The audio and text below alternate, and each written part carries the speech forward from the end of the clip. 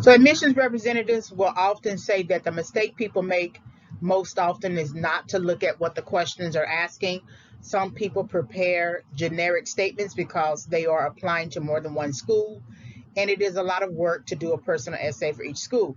But that's why each school, each program, each institution, each faculty, they may have been taught, sort of like the same way, but their application of knowledge might be a lot different. And so you want to tailor your applications.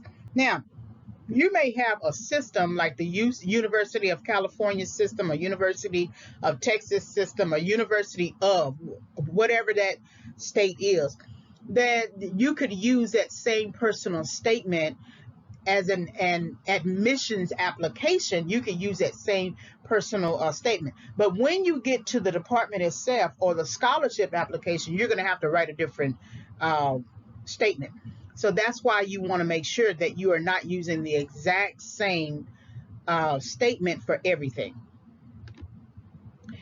On the other hand, generic statements detract from the applicant when we realize that we're one of 6 schools and the applicant is saying the same thing to each and every school, despite the fact that there are critical differences between the kinds of schools they may be applying to. That's why it makes it. That's why you want to tailor it based upon the school's unique features. What is it that the school offers? What is it that school number one offers that is different from school number 2 and 3 and 4 and 5? So you don't want, you can take some of the language that you create for the personal statement in terms of exploring your experiences and make it sort of generic to all of the statements, but you definitely want to tailor based upon the school's unique features, and also tailor the statement to apply to that.